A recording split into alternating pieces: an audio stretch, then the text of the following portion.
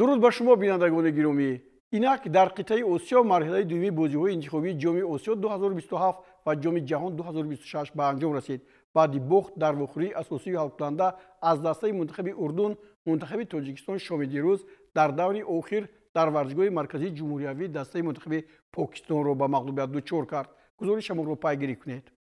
سال 2024 را سال دسته منتخب تاجیکستان نامیده ممکن است. در حقیقت فوتبالبازان ما خیلی ماهرانه در جام آسیا بازی کردند و می توانستند که در بازی‌های انتخابی جام جهان هم درخشند و به دور دیگر روند.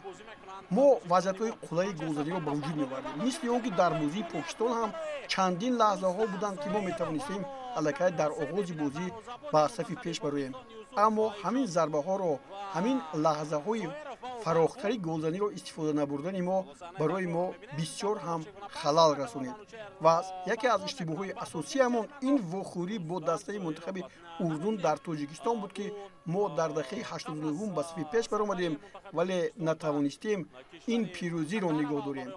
اگر نه شاید بازی فوتبالبازان ما دیگر میشد. حالا این بازی که ما میبینیم با دسته منتخب محض پاکستان بالای هم هجوم ها اما ضربه ها نشانرس نیستند. باز هجوم ها و باز هجوم های پی در پی ما به گل نآوردند تا آن زمانی که وقتش فرا نرسید. تاجیکستان در این واخوری دوستان گرامی 19 ضربه زد، 19 حالت گلزنی. حالا ببینید باز یک حالت گلزنی برای فوتبالبازان ما. امادانی کمالوف این حالت را استفاده نمیبرد، هجوم ادامه مییابد ولی هجوم های پی در پیمان یکی پس دیگر به موفقیت نائل نمیشوند. باز یک هجوم دیگری فوتبالبازان دسته منتخب تاجیکستان رو میبینید. فوتبالبازان ما در حقیقت در جام آسیا مهارت ارزنده نشان دادند. اگر بازی اول رو ببینید این ضربه را که چگونه ضربه عالی بود ولی دروازه‌بان دسته منتخب پاکستان اینجا یوسف بود خیلی ماهرانه این توپ رو برگرداند. یک بار دیگر این حالت منظور ما میگردد احسان پنجشنبه است و این ضربه آبدار و بسیار هم توپوارش قریب بود که مخلصان این ورزشگاه را شاد و مسرور گرداند. در اینجا فوتبالبازان دسته منتخب تاجیکستان همگی هم محافظتگران و هم حملهگران و هم بازیگران خط میانه امکانیت‌های زیادی گلزنی را برباد می‌دادند. به این نگاه نکرد دسته منتخب تاجیکستان خیلی خوب بعد حساب 1-1 با اردن با بازی دوم رفت و پاکستان را در همان میدانش با حساب 6-1 شکست داد. و حالا نوبت گلزنی هم فرا رسید و در نتیجه ما توانستیم که در دقیقه 35 با گل شیروانی محمدشاهی به صف پیش برویم و وحدت حنانوف در امروز یکی از بازیگران سودمند و بهترین دسته منتخب ما بود. زیرا او در هر لحظه در حالت‌های بسیار هم خوب حضور داشت و این پرتاب را هم به شیروانی محمدشاهی محض همین وحدت حنانوف داد. به هر نوع فوتبالبازان ما در حقیقت خیلی زیبا بازی کردند. ما توانستیم که در مدار این بازی ها از عربستان سعودی با حساب 1-0 مغلوب شویم. سپس با عربستان سعودی در همین میدان با حساب 1-1 بازیم. با اردن بازی همون آنقدر بود که می توانستیم نه با حساب 3-0 مغلوب شویم بلکه با حساب 3-0 به پیروزی نائل شویم. ببینید این حالت ها رو رستم سویروف باز حالت های خیلی خفناک گلزنی منوچهر سفرов شیروانی و بادشاهی باز ضربه هایی که ما بالای هم میزنیم وارد توری دروازه نمیشن. در این مسئله دسته منتخب تاجیکستان را کار کردن ضرور میآید. زیرا در پیش بازی‌های انتخابی جام آسیا 2027 هم که در عربستان سعودی میگذرند شروع میگردند. اما باید این ناقصی ها را برهم دهیم. ناقصی هایی که گل زدن میتوانیم یا خود در خط پیش باز بازیگران آوریم که آنها توانند این یک دردی نهایت کهنه شده دسته منتخب تاجیکستان را بهبودی بخشند و ما توپ ها را به ثمر رسانیم و قدم قدم به پیش رویم. اینجا هم مخلصان به این امید داشتند. قسم اولی بازی همگی با یک توپ زده همان به پایان رسید و در قسم دوم باشد الکی فوتبالبازان دسته منتخب تاجیکستان باز رموزی بازیشون رو دیگر کردن. این از همون ضربه های یگانه هست که فوتبال بازان دسته پاکستان به سوی دروازه رستم یتیم افتادن. حالا ببینید باز یک هجوم دیگر، باز شیروانی باز تیری دروازه می‌درزد اما توپ وارد دروازه نمیشه. برای چی؟ این سوالی است که برای این با این سوال جواب دادن فکر باید بسیار کرد. گفتم از 19 ضربه در این روز همگی 3 ضربه وارد توری دروازه شد. اینجا ببینید چی ستون دروازه باز ضربه نه اونقدر خوبی ابدانی کمالوف که خب یک طرفه به سوی دیگر رفت و باز هجوم دیگری ما شهرام باز یک امکانیت عالی برای رستم سویروف و باز از مسافه نزدیکی از گل نزدن گل زدن آسان است، او توپ رو به ثمر نمیرساند. اما از این رو افتاده شدن در کار نیست. ملکه مهارت خود رو باید باز هم بالاتر برداریم، باز هم در همین اشتباه هایی که در نزد دروازه میکنیم و به پیش نمی رویم باید خلاصه برویم. در بازی که در شهر عمان اردن داشتیم اونجا هم پر از همین گونه ضربه ها بودند و اینجا حالا ما گل دوم رو میزنیم. منوچهر سفروف محافظتگر به کمک حملگران و خط میانه دسته منتخب تاجیکستان میآید و با یک ضربه نهایت عالی حساب را 2-0 میکند. این گل نهایت زیبا بود. حالا دیدید این چگونه حالتی بود که ما این نوبت از دور ضربه زدیم. ضربه های دور امروز منفعت دار بودند. حالا باز یک حالت دیگر هم نزدیک می شود که اونجا باز یک ضربه رو از مسافه دور می بینیم.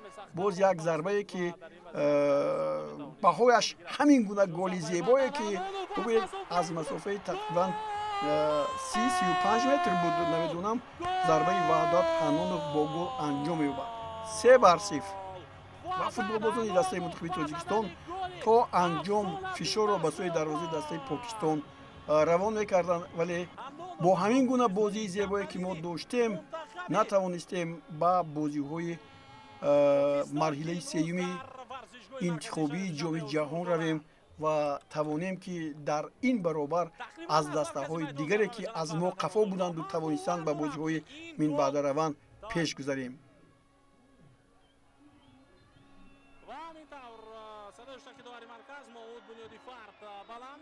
بازی بین منتخب‌های تاجیکستان و پاکستان در ورزشگاه مرکزی شهر دوشنبه با حساب 3-0 انجام یافت و خب این پیروزی را با کل مخلصان در واخوری دوم این گروه دسته منتخب عربستان سعودی پیشصف از منتخب اردن با نتیجه 1-2 در میدانش به مغلوبیت دچار شد. این اولین باخت سعودی ها در مجرای بازی های انتخابی جام جهان می باشد. در رفت بازی الکای صاحبان میدان با گل زده علی لجامی به صف پیش برآمدند، اما شاگردان حسین اموتای مراکشی راه خلاصی را از این حالت پیدا کردند.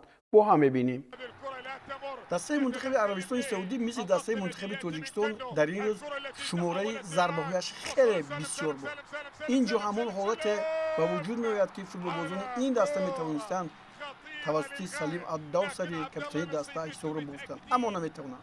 هجوم‌های پای در پای آنها خیلی زیاد بود، پای در پای بود، ولی طور به شما الکای گفتم وارد توی دروازه نمیشد و در یک مورد توانستند فوتبالبازان عربستان سعودی توسط گل علی لجامی در دقیقه 16 حساب را باز کنند.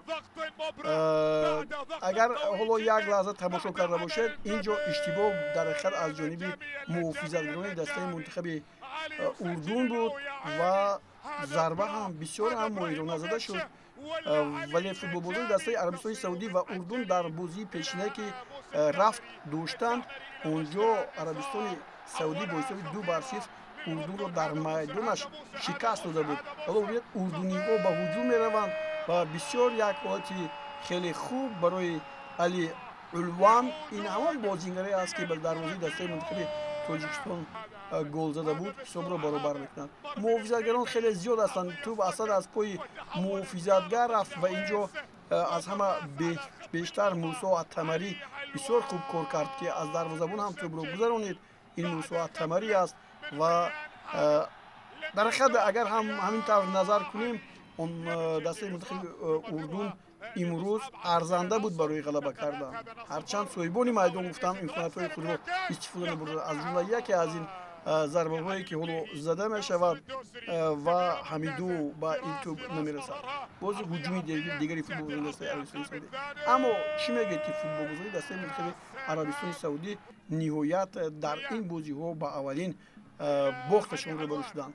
ин дар ҳамон ҳоле ҳаст ки қисми дуюми вохӯрӣ ва аз дур боз як бозингаре ки инҷо хеле моҳирона бозӣ кард, Нур Ар-Равадбе, ӯ голи ғалабаоварро ба тӯри дарвозаи дастаи мунтахаби Урдун равона кард. ин ҳамагӣ дар қисми якум ҳисоб 1-2 ба нафъи урдуниҳо буд ва онҳо тавонистанд ки дар ин бозӣ пирӯзӣ ба даст оранд. албатта дастаи мунтахаби Урдун арзандаи идома додани мусобиқот ҳаст. инро мо бешубҳа хуб дарк мекунем. аммо футболбозони мо ҳам бештар агар ба ин бозиҳо рохат мегирифтанд, боз ҳам шӯҳрату шаҳомати футболи Тоҷикистонро боло мебардоштанд. кӯшишҳои дигари футболбозони дастаи Арабистони Саудӣ бор наовард. Арабистони Саудӣ дар ин бозиҳо тавонист Покистонро дар бозии пешинааш бо ҳисоби 3-0 мағлуб кунад дар Покистон ва дар ин бозӣ аллакай ки масъала ҳаллу фасл шуда буд, онҳо ба муқобилияти сахти дастаи Урдун рӯбарӯ шуданд ва вазъиятҳои хуби худро истифода набурданд. инҷо бошад бахти футболбози дастаи Урдун Ясан Ал-Араб нахандид ва таве дидем тӯб аз болои дарвоза ба сутуни дарвоза бархӯрд, ба тири дарвоза бархӯрд ва баъд майдонро тарк кард. бо ҳамин дастаҳои мунтахаби Арабистони Саудӣ ва Урдун рақобатро дар бозиҳои интихобии ҷоми ҷаҳон идома медиҳанд. ҳоло як ҳуҷуми дигарро аз ҷониби Язан Ан-Наймат, ӯ тӯбро ба дарвозаи дастаи мо зада буд. ҳоло инҷо ки мо мебинем бозӣ ҳам ба поён мерасад. ба ҳамин тартиб дар гурӯҳи ҷи мусобиқот дастаи Урдун бо касби 13 имтиёз 4 ғалаба, 1 мусови ва 1 бохт баробар бо Арабистони Саудӣ дар зинаи аввал мавқеъ гирифт. дастаи мунтахаби Тоҷикистон бо 8 имтиёз соҳиби ҷои сеюм шуд. гурӯҳи ҷи ба қавли коршиносони футболи Осиё аз ҳама гурӯҳҳои сахттарин дар ҷоми ҷаҳон ва ҷоми Осиё 2027 ба шумор мерафт.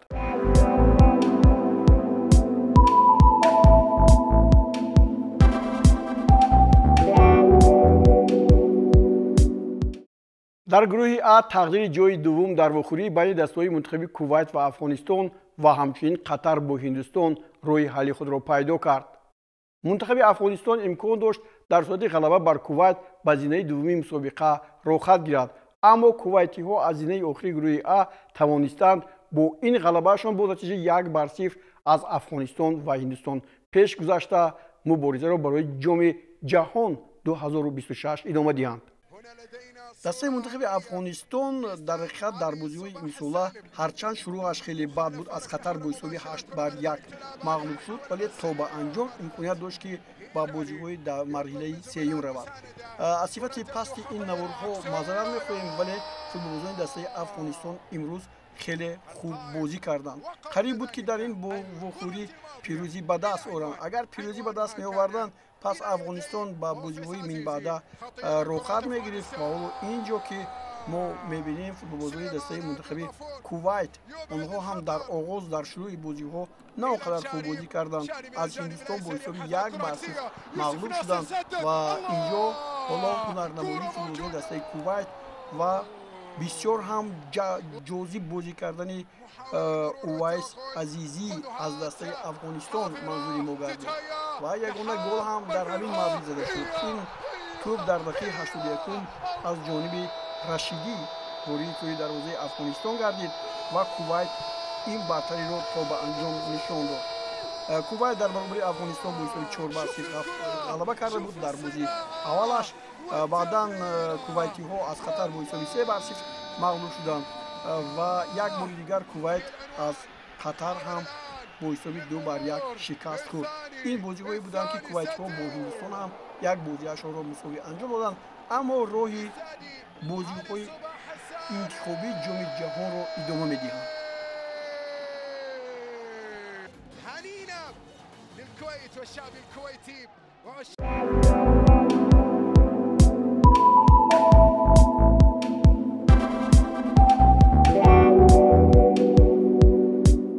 дар гурӯҳи б ҷопон аз ҳама пеш ба бозиҳои марҳилаи сеюм роҳ ёфта буд. дар ин гурӯҳ барои ҷои дуввум дастаҳои мунтахаби Сурия ва Кореяи Халқи Демократӣ бо ҳам рақобат доштанд. дар даври панҷум дар вохӯрии байни ҳамдигарӣ Сурия метавонист аз натиҷаи мусовӣ пеш аз муҳлат ба бозиҳои оянда равад, аммо дар дақиқаи дуюми вақти иловагӣ голи задаи Ҷон Илван тақдири ин вохӯриро ҳал кард.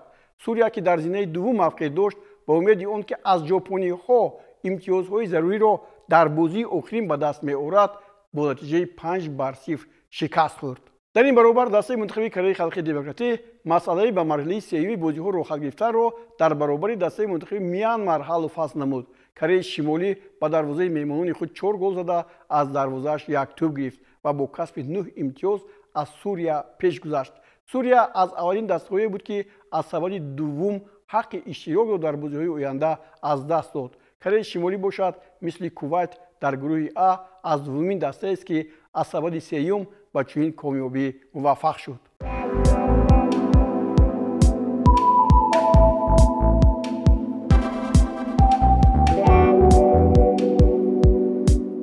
бозии ҳалкунандаи гурӯҳи С дар даври панҷум бо шакли дастаҳои Чин ва Таиланд доир гардид. Чин дар даври аввал Таиландро дар майдонаш бо ҳисоби 2-1 мағлуб карда буд. бозии баргашти ин дастаҳо бо ҳисоби 1-1 ҷамъбаст шуду аз натиҷаи бозиҳои байни ҳамдигарӣ Чин ба мақоми дуввум баромад. дар даври охир пешсафи гурӯҳ Кореяи Ҷанубӣ бо ҳисоби 1-0 бар Чин ғалаба карду Таиланд бар Сингапур бо натиҷаи 3-1 ғалаба ба даст овард.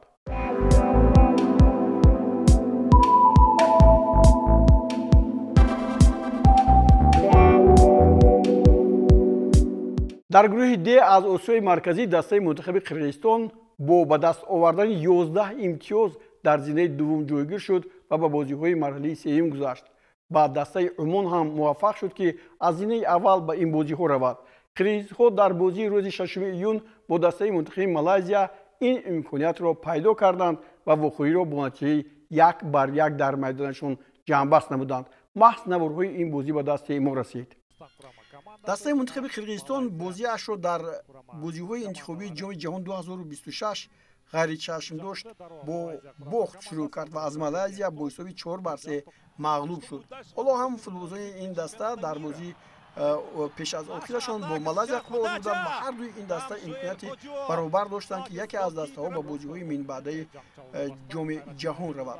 аз ин рӯ футболбозони қирғиз аз оғоз дар хати ҳуҷум қарор доштанд ва дар ҳамин баробар Қирғизистон аввалин пирӯзиашро дар муқобили дастаи мунтахаби Умон ба вуҷуд овард бо ҳисоби 1-0. ин аз ҳама ғалабаҳои нодираш буд. баъд аз ин Тайпеи Чинро ҳам 2-0 мағлуб намуд дар бозие ки бо баргашт буду бо Тайпеи Чин бозӣ кард бо ҳисоби 5-1 ғалаба ба даст овард ва бо Малайзия ин бозие ки ман ба шумо гуфта истодам бо ҳисоби 1-1 ба поён расид. ҳоло ин гулҷигит Аликулов дар дақиқаи 24 дар бозӣ бо дастаи Малайзия ҳисобро боз кард ва футболбозони дастаи мунтахаби Қирғизистонро ба сафи пеш баровард. ҳарчанд инҷо футболбозоне ки дар ҳайати ин даста бозӣ мекунанд мисли мо, агар мо гӯем ки инҷо мо кам лаҳзаҳоро истифода мебарем, дар ҳама дастаҳо ҳамин чиз баръало эҳсос мешавад.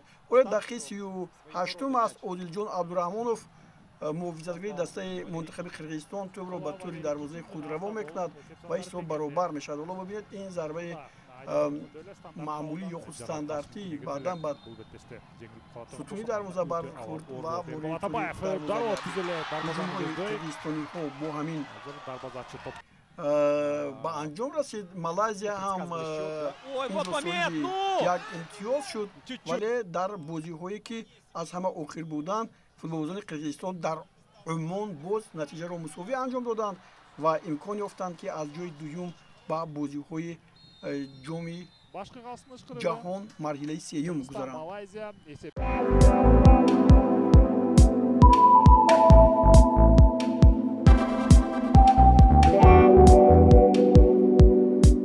дар гурӯҳи И тавре хабар дода будем, ду дастаи мунтахаби Осиёи марказӣ Эрон ва Ӯзбекистон пеш аз муҳлат масъалаи рохатро ба бозиҳои марҳилаи сеюм ҳал карда буданд. ин дастаҳо маҳз дар даври охир бо ҳам вохӯрданд ва он бо натиҷаи 0-0 به انجام رسید. دسته‌های منتخب ایران و ازبکستان در دور دوم مسابقات در ورزشگاه ملی توشکند بازی را با حساب 2-2 به انجام رسانیده بودند. حالا ورزشگاه آزادی است و اینجا هم دسته منتخب ازبکستان و هم دسته منتخب ایران امکانیت‌های گلزنی داشتند اما آن را استفاده نبردند. ایران بر گونگ کنگ 4-0، ازبکستان بر ترکمنستان 3-1. سپس در این ردیف ازبکستان گونگ کنگ را هم 2-0 مغلوب نمود و ایران ترکمنستان را 5-0. بازی بین گونگ کنگ جوابیش با ازبکستان 3-0 با مظفریت فوتبالبازان ازبکستان انجام یافت و ایران در ترکمنستان این دسته را با حساب 1-0 مغلوب کرد و بعدا ایران 4-2 گونگ کنگ را شکست و ترکمنستان و ازبکستان 3-1 و این بازیشان مساوی جمع بست شد. هرچند حساب را شدنشان ممکن بود اما این طور نشد. در 6 بازی هر دو دسته 4 غلبگی به دست آوردند، 2 مساوی داشتند و یگان باخت نداشتند. در نتیجه ایران از زینه اول و ازبکستان از زینه دوم به بازی‌های مرحله سوم می‌روند. امید هست که از آسیای مرکزی این دسته و ایران و ازبکستان خوب مورد نشان خواهند داد. ایران و ازبکستان to'plar farqiga ko'ra Eron birinchi o'rinni egalladi, O'zbekiston ikkinchi o'rin.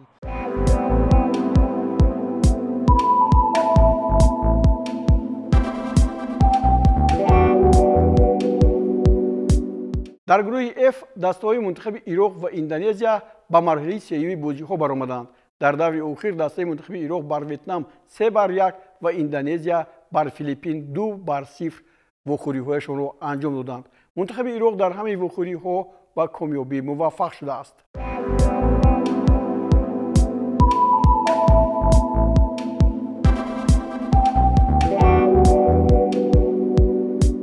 در گروه H دسته‌های منتخب امارات متحده عرب و بحرین از زینه اول و دوم با بازی‌های آینده را خلق گرفتند. دسته‌های یمن و نپال با بازی‌های دور سوم جام آسیا می‌روند. در بازی شام دیروز در این گروه 2 نتیجه برابری امارات با بحرین 1-1 و یمن با نپال 2-2 به دست آمد.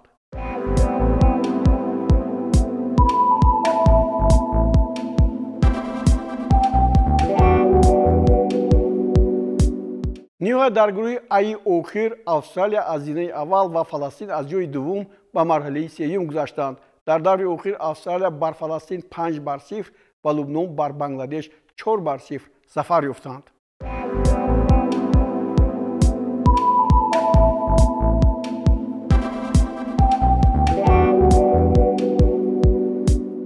با همین دوستان گرامی مرحله دومی بازی‌های انتخابی جام جهان و جام آسیا به انجام رسید. دسته‌های منتخبی قطر با کویت، ژاپن با کره شمالی، کره جنوبی با چین، عمان با قرقیزستان، ایران با ازبکستان، عربستان سعودی با اردن، عراق با اندونزیا، امارات متحده عرب با بحرین و استرالیا با فلسطین مبارزه را برای جام جهان ادامه می‌دهند. دسته‌های باقی مانده برای به بازی‌های جام آسیا 2027 راه خط گرفتن با 8 گروه جدا کرده می‌شوند که در این قطار از آسیای مرکزی دسته‌های منتخب تاجیکستان، افغانستان و ترکمنستان نیز شاملند. 3 دسته دیگری آسیای مرکزی ایران، ازبکستان و قرقیزستان چنین امکانیت را به دست آوردند. در همین جا دوستان برنامه امروزی خود را به پایان می‌رسانیم. خیر تا بازدید. خود را احتیاط کنید.